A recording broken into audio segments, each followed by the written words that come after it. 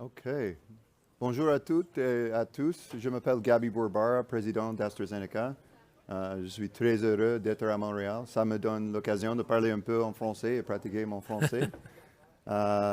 C'est un grand plaisir d'être ici avec vous aujourd'hui pour discuter la transformation des soins de première ligne en santé et de l'innovation de services d'une meilleure prévention, en particulier pour la maladie pulmonaire obstructive chronique. Alors, pour commencer, so before we begin, I'd love to introduce our esteemed panel here, who will walk us through some of their perspectives on primary care and integrated disease management. First, to the left of me here, Dr. Chris Lischka, who's a professor of medicine and health system innovation at the University of Western Ontario in London, Ontario. He will speak to Best Care in primary care, a program that exists in Ontario and has the potential to go across the country, and we'll talk about what that means for the province of Quebec. On the far left, many of you know Dr. Jean Bourbeau. He's a professor of medicine at McGill University and a world-class leader in integrated disease management. You'll hear that term quite a bit here today, IDM. And Dr. Bourbeau will speak to kind of the elements of self-care and collaborative care, as well as integrated disease management, and how it can help kind of our system here in Quebec and the potential to kind of integrate how we practice medicine and healthcare system innovation. And then last but definitely not least, Dr. Mylène Breton from l'Université de Sherbrooke. She's a researcher and professor and is intimately involved with health system transformation here in Quebec. We're excited to have her expertise and perspectives on primary care and how we can move things forward, but also what we should consider as some of the opportunities and challenges within our current system and how we overcome them. So really excited kind of panel here. We'll have an opportunity for a presentation, but also conversation, and we'll also open it up to the audience for question and answer. So as you hear some of the perspectives, please do get your questions ready, and we'll have them as we go along throughout the session. So before we get started, maybe just a few perspectives from me in terms of looking at Quebec and the landscape that we have here. In Quebec, as well as many provinces across our country here in Canada, we have health system challenges. There's strained health budgets, there's ongoing structural reforms, there's significant demand on health human resources, and there's an aging population. To meet these challenges, optimizing primary care through innovative integrated disease management is not just beneficial, it's critical to maximizing the capacity and improving the overall healthcare and delivery of healthcare. Models that focus on proactive integrated disease management shift care upstream, emphasizing early diagnosis and prevention. And I know the session prior to this was talking about prevention right here in this room, so it's really well connected. And it alleviates pressure on the acute care setting, delivering significant care improvements and ultimately better quality of life and outcomes for patients. COPD or MPOC, chronic obstructive pulmonary disease, affects nearly 600,000 Quebecers, leading to significant hospitalizations and placing profound strain on both the quality of life of patients, but also the healthcare system. The Best Care program in primary care, as delivered in Ontario and really with great success, has delivered outstanding results. An 87% improvement in quality of life of COPD patients, a 51% reduction in related hospitalizations of those patients, and that's all in just 1 year. So let's think about what is possible if we have those programs in Quebec and other provinces across Canada in terms of healthcare delivery and what that means for creating capacity, but also better outcomes for patients. Implementing such programs like that here in Quebec could achieve dramatic savings and, most importantly, allow Quebecers with COPD to live healthier lives. AstraZeneca is committed to partnering with Quebec and other provinces to move these types of programs forward. We met in Montreal in 2023 in and around kind of a workshop on partnership and health system sustainability and resilience. And the outcomes of those workshops are now what we're going to talk about here today in terms of thinking about innovation, patient centricity, accountability, the operationalization of these types of programs to create capacity and help deliver better care for Quebecers. So with that, I'm really excited and honored to introduce our first speaker of the day, Dr. Chris Lischka. He's going to walk us through Best Care in Ontario, and what you'll see is he's actually added some data from Quebec And so you'll get to see a bit of a sneak peek on what is possible with a program like this in the province of Quebec with Quebec-specific data. Dr. Lischka? Thank you, Gabby. Good morning, and thank you for the opportunity to present today. I'll be presenting on best care in primary care. Best care is a proven, value-based chronic disease management model of care in primary care. Gabby's already outlined the challenge. We have an aging population with multiple morbidities, and that challenge is doubled or complicated, if you will, by reduced capacity in primary care. Patients with chronic disease are primarily managed in the primary care sector, and yet we have very limited capacity. That makes integrated disease management or team-based care absolutely critical to solve and resolve this. And so best care in primary care is one of those solutions. It's a practical solution. It's implemented. We're doing it right now in Ontario, and I'm very excited to share with you how this is relevant in Quebec and perhaps right across the country. Let's look at the challenges in Quebec. So Gabby has identified 600,000 people in Quebec who have COPD. What I'm showing you here is RAMQ data, which is population data known to underestimate the number of patients with COPD, but there are 300,000 people here who have COPD and are regularly accessing the health system. About 25% of them were hospitalized last year, and we know that COPD is the #1 reason for hospitalization in Quebec, as it is in other provinces across Canada and in many jurisdictions around the world. So this COPD population have great needs for health services for their COPD, but it's also a multimorbid population who has real needs right across the board. So we undertook an interesting exercise. In Ontario, we have now population health data that looks at how best care has influenced health services use, or better, acute health services use in Ontario. So we thought it would be an interesting exercise then to model, if we had best care in Quebec, what would that look like in the Quebec situation? And what you can see here are graphics that show primary care visits on the far left, emergency department visits in the middle, and hospitalizations on the right side.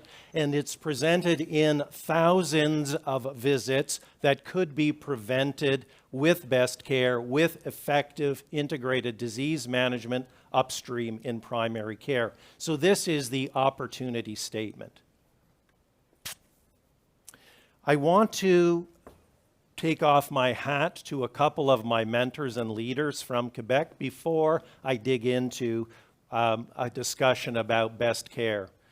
To start with, Dr. Bourbeau here on the panel, a mentor and leader for me, an internationally acknowledged and recognized leader in integrated disease management who did the seminal work in Canada that inspired a generation, including people like me.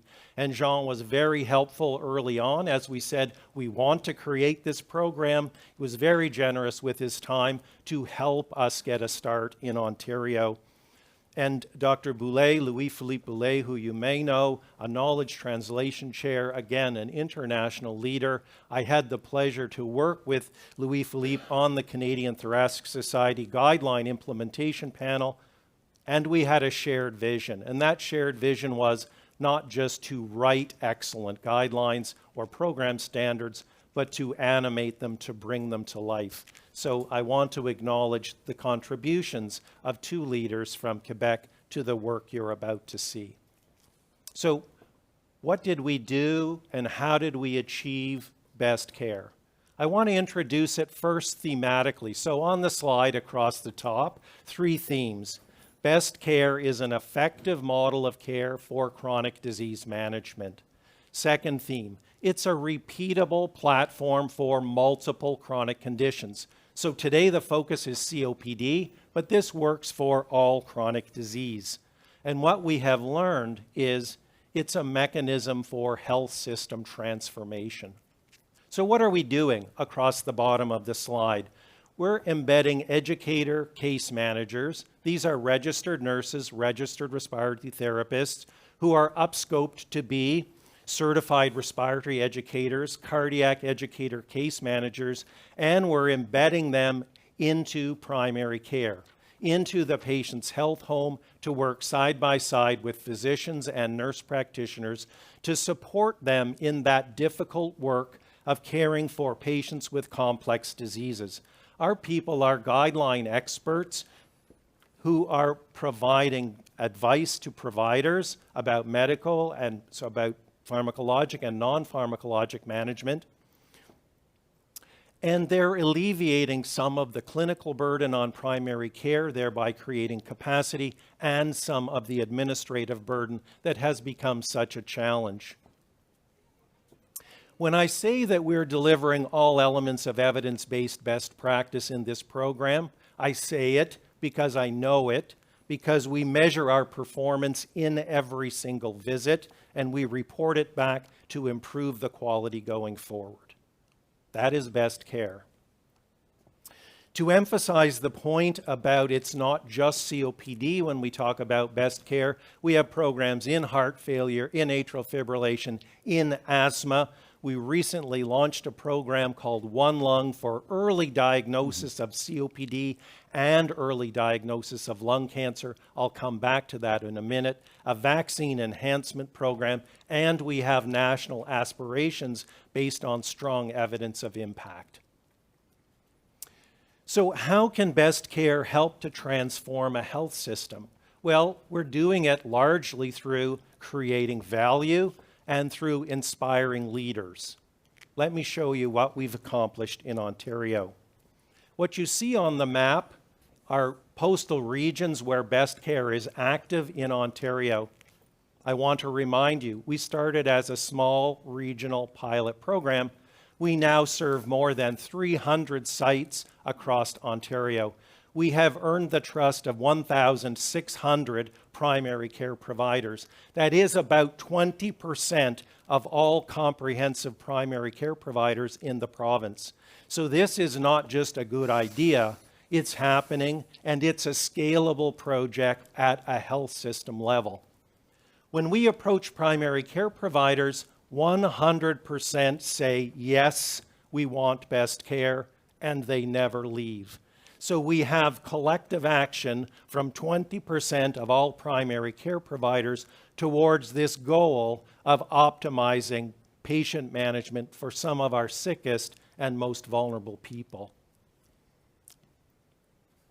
We are delivering on the quintuple aim. We have about 20 peer-reviewed publications that demonstrate that. I'm going to only make one point on this slide, is that best care is cost-effective and dominant. That means better care at a lower cost. The return on investment is about 4 to 1. Let's look at a little bit of data. You're seeing two panels here. The points on this slide are, we are changing the daily lives of people with COPD. The quality of their life improves in almost all and dramatically compared to a control group in a randomized controlled trial. The panel on the right may be of even more interest. This is from a publication in the journal Thorax just last year. What you see on that panel is 2,400 really sick COPD patients and we have 6 years of population health data. So this isn't my data, this is Ontario Health System data. And what you see at time 0 in the center, that is when those patients entered the best care program.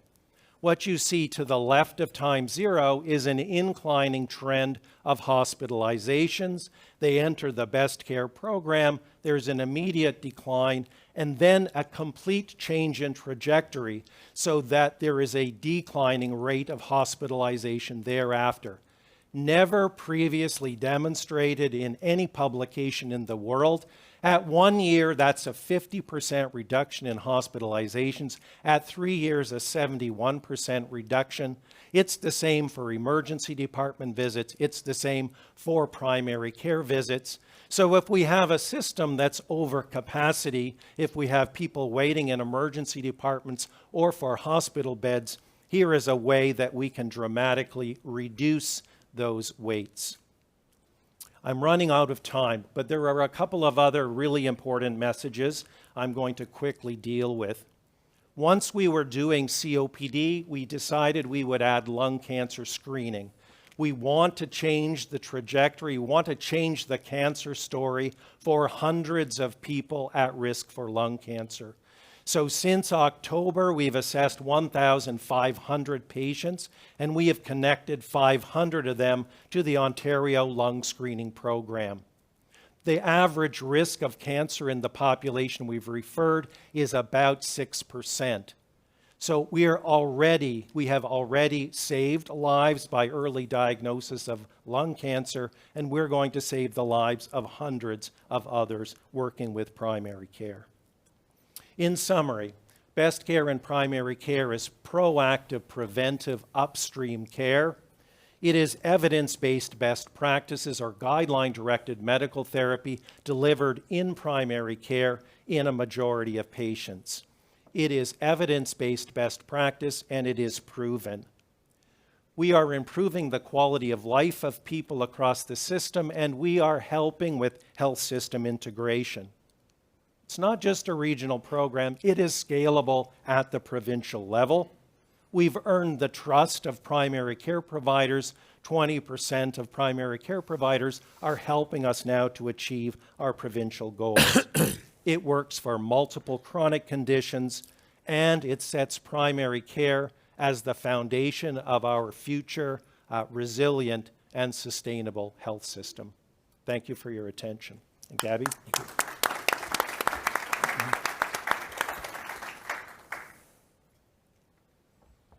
And yes, you can get more information there. I'm just going to sit here. So that's the presentation portion. So we're going to lean in now and actually have a conversation. And I've known Dr. Bourbeau and Lishka for 15 years. We used to work together on some different projects way back when. And Mylène I just met last week. But we were getting ready for the session, and they actually started the session over there.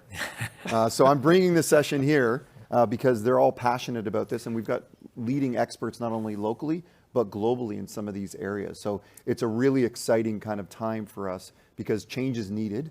And now with experts, we can kind of start to think about how do we drive that change. And so maybe the first question, Dr. Bourbeau, yep. I'll pose to you. We got together in Montreal 2 years ago with leaders talking about how we can move the healthcare system forward. Innovation was one of the pillars that kind of came out from that workshop.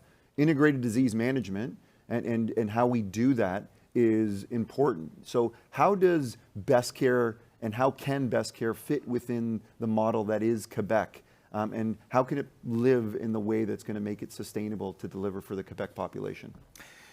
Chris certainly knows the way how to get the interest of people by showing something that is successful. We certainly need more of these examples, and there are many of these examples. I think the first question we have to ask ourselves, okay, it's what do we mean by integrated care? There's been different terms used, okay, disease management, integrated disease management, integrated care, and they all aim to improve coordination and integration of care. But we have to remember, and I'm going to give you an illustration by some example in Quebec, that okay, there is a history behind that, about 50 years, and in the last decade, the definition have changed. We've started with the notion that we wanted things to be multidisciplinary. Then a lot of what emphasized, and still, because this is important, I would call that more interdisciplinary. That's what we aim for. And the role of people have changed, integrating the nurse practitioner, the pharmacist, and all of that over time.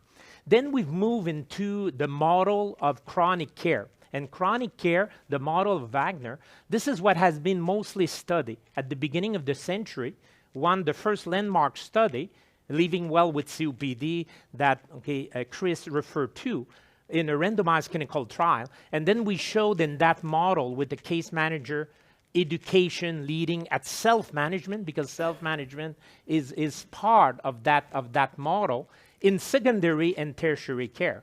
And what Best Care has done, they have moved this model into primary care, because we hadn't tackled primary care that well. Everything, demonstration, randomized clinical trial, real-world evidence. Then he has tackled now using that model. And as we're seeing now the definition changing over time, in the last decade, one of the most important challenges that remain is how can we break the fragmentation? And that's the part now that we have to try to do. Integration, okay, where we break the fragmentation, there is a coordination and a continuum from primary, secondary to tertiary. And that's what Best Care will allow us to do. We have a lot of this in secondary, tertiary care, but now we have to build the continuum and the coordination that we bring that in primary care. And I'm going to stop here. Let's the other member of the panel. Yeah, Dr. Bertrand, do you want to comment on that portion? And if you could add how, if we've got this model, yes, can it be integrated, but how do we scale it? Like, how does it go beyond one clinic or 5 clinics to scale across the system? Yeah. Before starting, because this morning the first panel was on santé au féminin, I just want to acknowledge that I'm bringing the feminine touch on the panel this morning. And I just want also to say that Canada is recognized as a lens of pilot project. Let's say that around 80% of the innovation will spray and scale up. So even the best innovation, as you show a great outcome, it's just amazing. We listen to your pitch and say, we want this, it will be, and cost effective. So we are no doubt that is a great innovation. But then how we can take this amazing innovation and bring in another context, it's a big question. And where we fail a lot, it's not the early adopter. We always found a nice, early adopter, I want to move that. But how you go to few sites. Now in Ontario, you have 300 sites, so you're really at the stage of spreading this innovation. So now, what are the key components that if we want to bring that? We say primary care is the foundation of the best care, but it's really challenging to understand what is the key component of the best care. You said, okay, you have respiratory therapist in primary care. I don't see where we have that in Quebec in primary care sitting right now. And here, again, we try to develop a disease management, and we all agree with that. But as a primary care provider, we have to manage different diseases, and you said you have a platform. It's amazing to have a platform that integrates, but how this platform is related to the EMR in the practice. So they have a lot of components that we have to better understand. And if we want to, let's say, be inspired by your best care, and best care is in the name, it's supposed to be really great. So how we can move and at least having one side to experiment. If you look the literature on the innovation and spread and scale up, you really have to figure out, okay, what is the key component? And you have to figure out start with your early adopter, and then to tackle what are key components, and then you have to right at the beginning, have decision maker at some point. You have to identify the funding. How and a good way to try to that is bringing researcher involved, because you are able to experiment and sometimes having funding for that. So are you aware if they have best care, some pilot in Quebec, and what are the key components if we move in primary care? Here we are talking about primary care.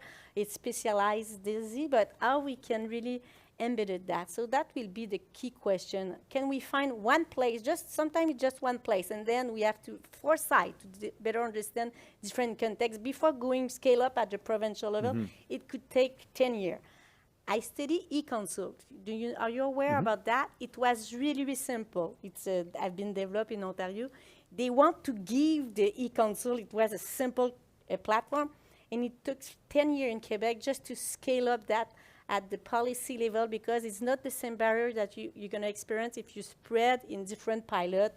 And then to put in the infrastructure of a system, it's other, you have to attach the IT, you have to attach the remuneration. So it's all those questions that even now you're looking to scale up best care, I guess, in Yes. provincial, and Yes. it's not the same question that you have to spread than scaling up the innovation and the infrastructure of a provincial health system. That's helpful. So what I heard is the innovation is there, it proves itself, but we have to think about how it is going to embed itself in the current system. And how do we kind of start, prove ourselves, then grow, rather than trying to spread too quickly. Just before Chris embark, this is very important, what Milena just said. And those are two concepts. The first concept is about doing it right. That's what evidence-based on research is doing. And that's what we did in our landscape study more than 20 years ago. Okay? And we had tons of paper published since that time. Okay? Chris has been doing the same thing in primary care. Okay? The second context and point, okay, it's not doing it right. Okay? It's doing the right thing. Okay? That's different because this requires a lot, and that's what we're not good at, and that's what Mylène described. And that requires a lot of adjustment, and we can talk about that later when I get to the last question. What are the steps that are necessary? But doing it right, okay, it's what we're all doing now. What Chris has started to do, okay, it's now that we know how to do it, let's try to implement it. Yeah. I mean, if there's time, I'd like to try to address a few of the questions, because I think we have to have another conversation off the panel about this. So we did start as a pilot project in the early days. We started as a small regional program. We built our tools, we created alignments, we built relationships, and then we had a really strong product that we could then start to reach out. And then we've been reaching out region by region by region. There was one slide I didn't present because of time, but as an example for a region. We had never been in North Bay, Ontario, other than driving through. So it's a Northern Ontario town, and they did not have best care. So we reached out to the local hospital, to the Ontario Health Team. We said, hey, we've got a program, we've got a really good idea, and it works. Are you interested? They were interested. We submitted a funding application. The application was improved. We launched Best Care Heart Failure. In a year and a half, we did 800 heart failure visits in primary care. Every primary care clinic in North Bay and Mattawa and Powassan, the whole surrounding area, every clinic is participating. Then we added Best Care COPD, then we added lung cancer screening. And so region by region by region, we have been spreading out. And we didn't, even in our family health teams in our primary care system, there were no respiratory educators. They didn't exist, ostensibly no programming. And that's a huge gap. Primary care is where most chronic disease management happens. If you want to reform a health system, you need a primary care strategy. And so we focused on primary care. We created value in that person to support the primary care provider. We created the system within which they could work. And we were very purposeful, Mylène, as well, about saying, okay, this is where our health system innovators are going. They know COPD and heart failure are the number one and number two reason for hospitalization.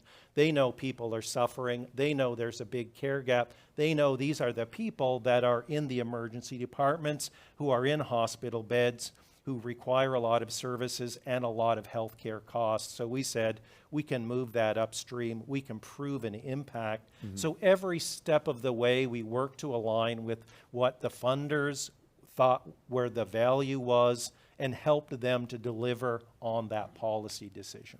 Yeah, I think that's a really good way to kind of summarize it.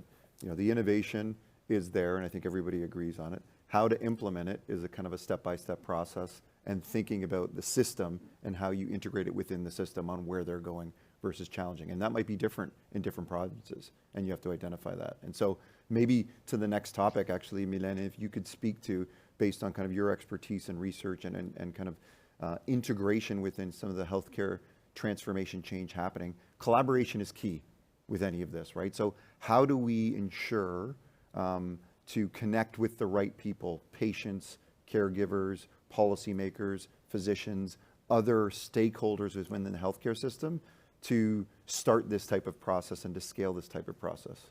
As you said, collaboration is the key, and you have to bring the voice of different key actors. You know, we speak a lot with patient voice. They have a lot of tools that you can bring that. Let's say having a patient that explain how they use that best care, how they change, and having this kind of lobbying could really help. So, and you have different tools that you have really developed. So I'm sure if your business model is really strong, but the needs of depend where you look at. If you want to pitch at the provider level, you have to bring again testimonies of provider, how they change the way that they deliver care, and having the same with patient, and then showing how they can improve their own journey. Because at some point, innovation for a provider, they have a lot of burden. They have so much innovation. Just here, just go on the first floor, you have everywhere they have innovation. So you have to give the plus value, but really, so that is something that you have to develop. And I'm sure if you have 300 sites, you have all of those metric, and but I will say at some point you just have to bring them around in a maybe not face to face because it's something that is fancy now, but trying to have this conversation and bringing them, okay, here we want to implement in this practice that what we need, and having a patient around as well as provider and different representatives of the provider. It's not only physicians. So bringing them at this conversation, and then I guess it's what you did. You have to do side by side, and you said we visit, and that is a lot of work. So sometimes even the innovator is a provider. You have to take time and space to do that conversation, and also bringing the decision maker at some point. How you pitch that. So I will say collaboration is key, but also develop all of those tools. I don't know if you have, let's say, a testimony of patients that have been go through best care, but that is really a puissant tool. It's powerful. Absolutely. Yep. E-Consult, they did all of that, you know, and with you, yeah. I think it's a great point, Dr. Breton. Like what I loved about what you said there is, yes, it takes all the people to come together. Number two, what's in it for them? Like, what's the value for them? Because it might be different by stakeholder, but what's the overall value too, right? What we were talking, Dr. Lishka, and I'd love your thoughts, and even your thoughts as well, Dr. Robot. Let's start with the why. Why are we doing this? Yeah. And how does that filter to all the stakeholders?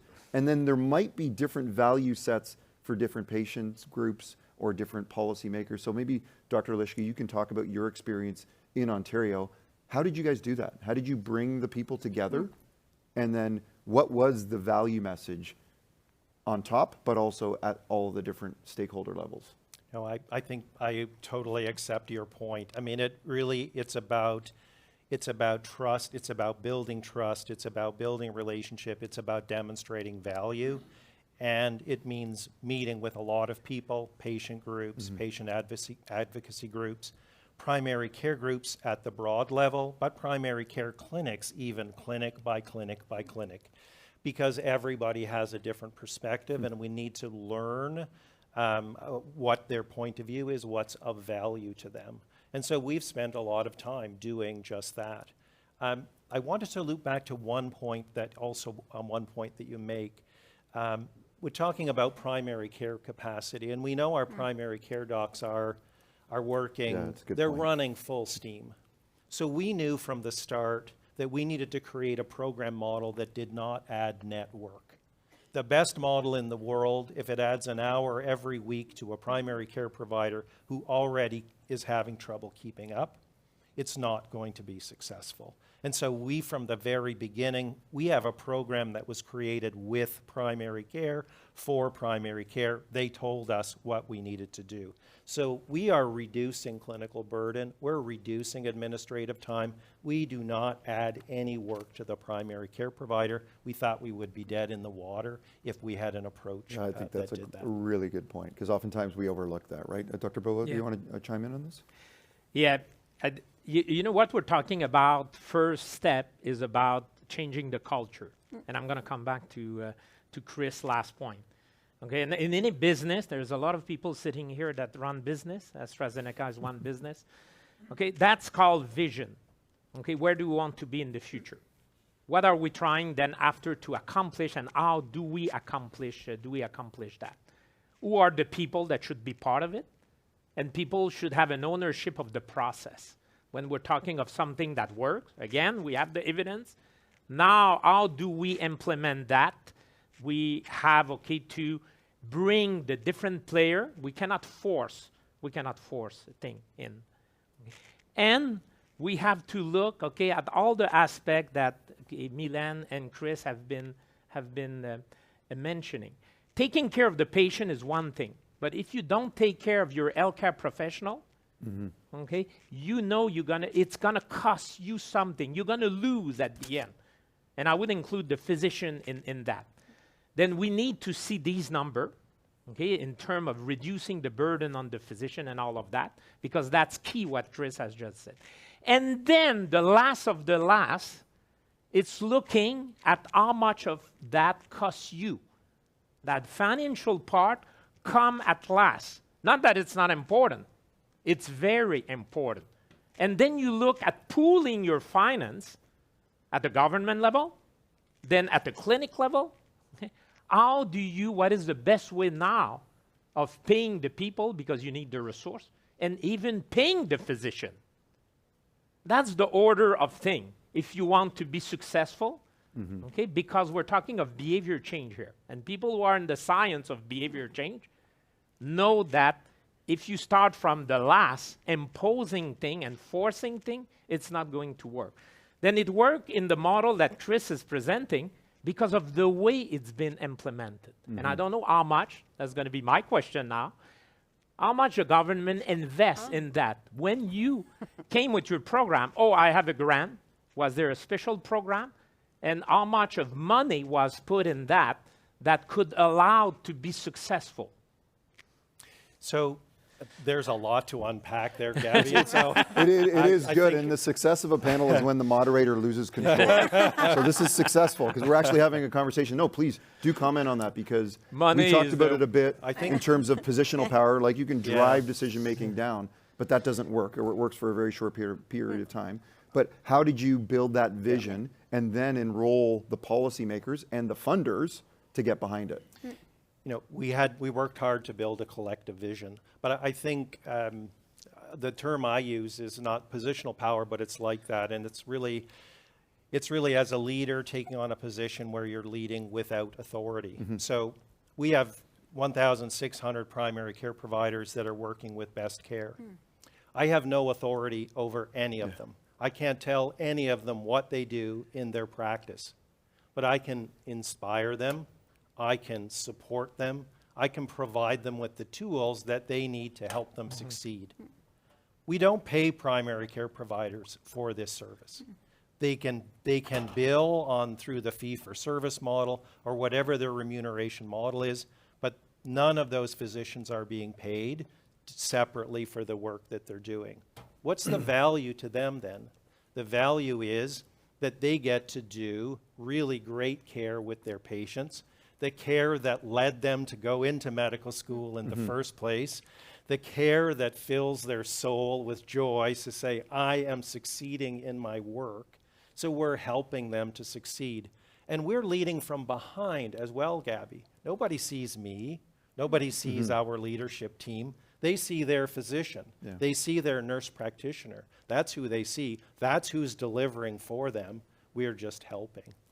Can I add one more question to it, just to bring it back to Dr. Bourbeau's comment? So how did then you get the government on board? Yeah. So it was partly science, but I learned it's not all about science. Let me down on that, Chris. After I'm sorry, 20 years of pounding I've been doing that for 40 years, head. Publishing in very good journal. Then that it's science, but it's also understanding, you know, a policy direction. It's also understanding what's important for patients and caregivers. You know, how do you support people along the way to win? And some of those people are health policymakers, some are administrators. And we need to look for the pathway forward that meets all of those needs. On our website, we do have many testimonials from providers and from patients. Very good. We have worked with Dr. Shannon Sybil, the health systems expert, to help analyze the framework within which we're working and to do the knowledge translation elements and to share that and to look at provider experience, patient experience. We focused on improving outcomes. I want to come back to cost for just a minute, Jean, because you raised that as an issue.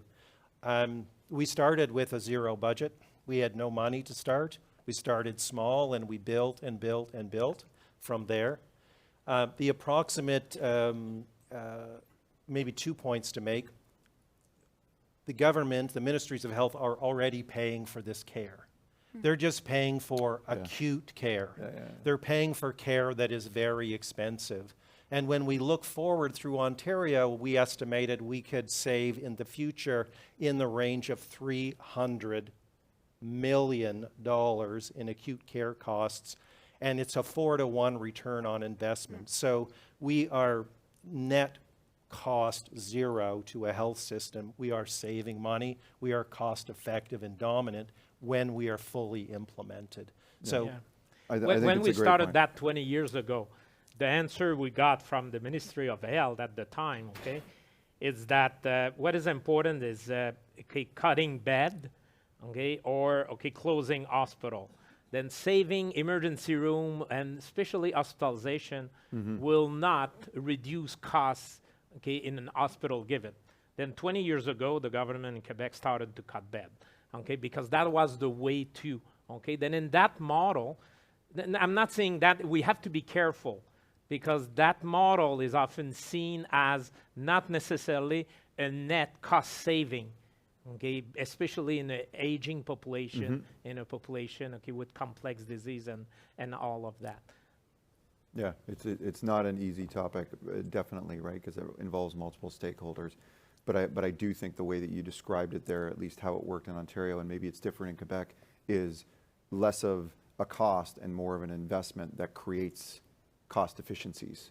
So it's really understanding what government's trying to solve for. Is it beds? Yeah. Is it emergency department visits? What's the highest point in cost entry of the system? It's the emergency department. So how do we kind of work together on the data that is aligned versus pushing data that maybe they don't see value in? We talked about it a bit, and maybe I can move us along, and we're going to open it up for Q&A in a few minutes. But I would love thoughts on, we talked about patients a bit. But patient centricity, at AstraZeneca, but I'm sure the reason you're all physicians is not just for the publications, it's really for better patient care. And so maybe Dr. Lishka, you can speak to the experience with best care and how kind of self-care and the innovations that you've introduced there and the education and awareness has actually helped to kind of drive the success. It's not just the program and the healthcare practitioners, it's actually patients playing a part in their healthcare. No, it's a perfect question. And I, as a scientist, I guess I didn't always appreciate the value of testimonials, but I now appreciate the value of testimonials. And so that first person account of how the Best Care program has changed someone's life is very powerful. It has to move a feeling person to hear what has happened. And so it might be simple things like, now I can do my wash, I can walk to the store, I can spend time with my grandchildren. It's whatever it is that is important to that person that they could now do that they couldn't do before. It's about returning power back to people. So I think about it this way, that COPD controls many people's lives. We have a lot of people suffering with COPD. It controls their lives. So what we're trying to do is give people back control of their lives by teaching them about their disease, by teaching them, like the Wagner model, this is how you can be an active party to your own care. And if things get out of control, here are the steps that you can take to get back as quickly as possible. Are there particular self-management innovations that you instituted that made the biggest difference? It's a hard to complex pick, right? It's intervention, not- yeah, so it's yeah. really hard to pull that out. But sometimes we know that we're improving mental health domains, and so we know that people are feeling better about their chronic disease. They have less anxiety about it because they know how to manage it. We did follow Jean's lead in many ways around empowering people with an action plan. So they know for sure, this is what I do when I'm feeling generally well. And I can take this action early when I'm starting to become unwell, when I'm having an attack, and that keeps me out of the hospital, out of the emergency department. It gets me better faster. I think those are some of the really key elements. And it's like anything, you know, when you talk of drug, where it's very clear in our mind, a drug is doing specifically this, then I expect this outcome change. When we're talking of self-management, it's the same thing. Which outcome do you want to change? And that depends on the patient need. Back to the patient here, it's the patient need. Then for some patient, it's going to be preventing exacerbation, and that's what Chris is talking about. There's a lot of literature on action plan, how it should be managed, case manager, etc. But for other patients, psychological, socio-psychological aspects are more important. For other patients, it is something else. The best testimony that I ever had from a patient a while ago, the patient said to us, you know, I've stopped to define myself through a disease. Before coming here and being through your self-management program, I didn't have a life anymore. I had a disease. I wasn't a person anymore. I was defining everything on a day-to-day basis through my disease. And that's what I've changed the most. Very often we're going to talk about, decrease hospitalization, emergency room visit, patient has better quality of life using this health-related quality questionnaire and so on. But then in the word of the patient, you give me my life again because I'm a person now. I'm not a disease only. Yeah. We Dr. spoke Bertrand, about do you want to the comment? powerful of testimony of patient, but also they have a patient report experience and prompts, the questionnaire that we can use as a data to improve. I think it's something that we should invest. I don't know if you use that, but We it's have really started. a powerful tool also to have their experience and to improve, to use. And sometimes it's not only to improve, but the prompt, the patient report outcome, it could be used as a data before in the consultation as an information for the care. So I think it's something that for the future I will bring to develop more using the patient experience as an information and data to improve and also to improve the care we deliver using those information. I love it. Yeah, I think it's a really great point. And so what I heard is, yes, we have to have the patient at the center of what we do, but it needs to be individualized, right? Different patients might need different things, and helping them to see kind of how they can be a part of the care actually amplifies the outcomes in a sense. And it's not about hospitalizations or quality of life. It's can they walk down the street, with their grandchild, or, can they wash their own clothes versus having their caregiver? Like those are little things maybe in the lives of non-COPD patients, but in the lives of COPD patients, that's, a massive advantage. And then there's buy-in. So maybe one more topic and then we'll open it up to the group here and let's do some speed dating here. So maybe like a minute each on this, but it's around transparency, data, accountability. So for a program like Best Care to live in Quebec, Dr. Bourbeau, I'll go to you first. What do we need to think about with respect to metrics and data to enable the success of the implementation, and maybe I'll come to the scale moving forward. So what are your thoughts on things that we should be thinking about as a collective life sciences ecosystem to kind of build together if this is going to be successful in Quebec? Well, I think we have to first agree on what are we trying to accomplish, because then we're going to talk different language. Okay, that's the first thing. The second thing is try not to demolish everything, because we're kind of very good as human beings in reinventing the wheel and starting from scratch. Try to see what we have in the system already that is good and will help us building the model that we're trying to build, because that's a quick win. The more difficult win is the one where you have to bring new things that you don't have, new resources and all of that. And this is something you're going to have to look at. And then make sure that your physician and healthcare professional are empowered, engaged in the process. Yeah. Then after that, you have to take the step that have already been discussed. What do we know? What do we want to adjust to that because it's different or similar to what has already been done in another place? Let's do, I don't call that a pilot project anymore. Let's do a demonstration project. We are going to demonstrate it. Let's agree on what we want to measure. And let's then move on after that into what do we need to adjust to scale up this project where we want this, to be implemented. Yeah, I think it's great. Be clear on what we're doing, then work together with the stakeholders, and you don't have to reinvent the wheel, right? Like there might be elements that fit there. Dr. Breton, do you want to comment on that? The pitch is already there, you have all the data, it's convincing that we need that. So I think the next step will be, what are the key components we want to put in place in Quebec, having one site, having leader, and just do the experimentation, and then show the great outcome in Quebec, but we need to experiment in one site, and we don't need more data to show that is a good model. Yeah. Final words, Dr. So Lish? I think we measure what we value. And Yeah. so there's some key elements from a measurement point of view that we have always undertaken. So we want to understand the population that we're serving. So we want to examine the demographics, socioeconomic status. We want to know who we're treating. And then we want to know, are we achieving those elements of care that we have committed to do? So for example, 100% of our patients will have an action plan. Of our sickest COPD patients, 80% are on guideline-directed medical therapy. For heart failure, 60% are on guideline-directed medical therapy. Those are things that are important.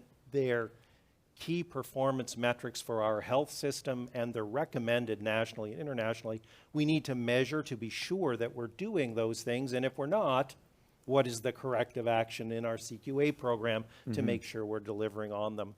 And there will be other outcomes we'll want to look at, because I think our opportunity is to improve the health systems across Canada, but also to lead the world in terms of, to continue to lead the world, to phrase that properly, to continue to lead the world, and this is how we can do health system innovation in Canada, and you can do this too. Yeah. And for data, you need some technology, because there is a cost to data usually. When you do a study, it costs money to evaluate it.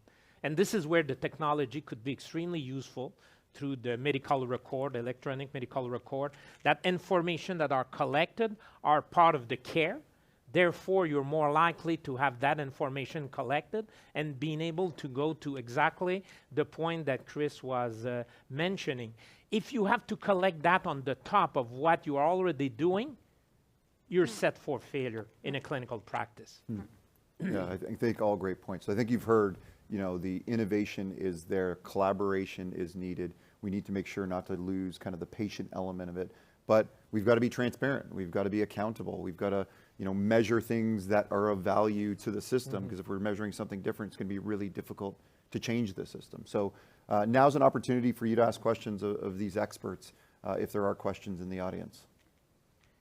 And if you're sitting here, we can barely see people in the back with the spot on us. Okay, if there aren't any questions, do you have a question? Sure. Sorry, hi. Thank you for the panel. Really interesting. I just wanted to ask one question. When you see the data, COPD is such a burden on the healthcare system, yet there seems to be this inertia, right, from a systems perspective to attack COPD or even chronic disease related to heart failure. So is there something that is almost like stigmatized from COPD? And if there is, how do you kind of unlock that to show, this is a priority that we need to focus on? It's going to have great results for patients and the broader health system in general. Yeah. Thank you. It is a worldwide problem, by the way. COPD is clearly not receiving all the attention that it should receive compared to other disease, chronic disease. And the same thing in research, by the way. And this has been studied through CIHR, NIH, European community, and it is a general problem. And we don't have an easy answer to your problem, okay, or the problem you're bringing. But obviously, we've worked a lot from hospitalization. But even that, okay, I remember a while ago, okay, when Madame Marois was Minister of Health, she did a study to find out why our emergency room were crowded. This is more than 20 years ago. And they thought that it was psychiatric patients that were the reason, because that came up from that group of patients. They found out respiratory patients, COPD, followed by heart failure patients. Then about 10 years ago, there was, because of people on the street, homeless and all of that, which is terrible, by the way. They say, let's check why, okay, the emergency room are crowded again. Same result than the one 20 years ago. Nothing of that has been published in our public press and all of that. Probably if it had been cancer, heart condition, psychiatric condition, it will have been published. Then it is difficult to follow and to understand. But knowing that, then I think we have to work differently maybe. And that's a fact. But knowing that, we have to say, okay, let's work from the success part. And I'll be willing to try that again. Let's work from something that is successful. Let's work from our neighbor in Ontario. Okay, maybe we're not so different. Okay, it's not that far away. We're more and more similar since what is going on between United States and Canada. We find that maybe we should get together. Okay, and that sounds like a good idea. Okay, and maybe it's going to work if we approach this differently. Yeah. Any final comments from Dr. Breton, Dr. Leshka? And I completely agree with Jean that COPD doesn't get profile. It's a stigmatized disease. I also think sometimes that like policymakers, health administrators don't necessarily have a hand in primary care where most of these patients are cared for. So we need to help to create an outreach or a hand to connect. Like, what do I mean? I guess I'm thinking about Ontario because I know the numbers better. There are 8,000 primary care providers or comprehensive primary care providers. How does a health administrator or policymaker reach out to 8,000 people who are all part of different organizations? So for heart failure and COPD, where there are so many people in primary care, there needs to be a connection. So we have helped to try to build that connection. So I think stigma plays a part of that. I 100% agree. But I also think there's a very pragmatic aspect. In the hospitals, when they come to us, we take care of them. They come to the hospital, they're admitted. But outside of the hospital sphere, how do you connect with these people? How do you help them? How do you treat them? How do you find them? Yeah. Many people still don't have a diagnosis. There are hundreds of thousands of people out there who have COPD, who are symptomatic and suffering and don't know it yet. Yeah, great points. And Dr. And the Breton, data final is words? clear that we have problems, COPD, I'm convinced, but now we have to use and try to use this data on problem to try solution and give some space for innovation. So I think it's that if we want to transform primary care, we need trying something different in different spot and stopping documenting the problem and trying to put some solution. Yeah, no, I think that's well said. So maybe in closing up, first and foremost, a big round of applause for the panelists here. I think the level of expertise and perspective, but also the ideas for how to move things forward are really refreshing, right? Because we need that kind of hope in the times that we're in. And across Canada and right here in Quebec, our healthcare system, I think we all know, is under significant strain, right? We mentioned all the reasons why. And primary care is a foundational element of our healthcare system. Without that, even further falls down. And so innovations like Best Care, innovations like we talked about here today, are critical for us to move things forward. Integrated delivery of our healthcare and integrated disease management type programs are going to be what help us kind of move things forward collaboratively with the patients in mind, with transparency and accountability. And so I want to thank you guys again, thank the audience for being here today. I think this is just the start of the conversation. We need to continue this conversation because you know, the partnership is the critical piece to all of this. Working together across industry, academia, government, patient groups is what really is going to move healthcare delivery forward. And so that's the next step for us. Good conversation. Now let's get to action. So thank you very much. Merci beaucoup. Bonne journée. Thanks. Thank you.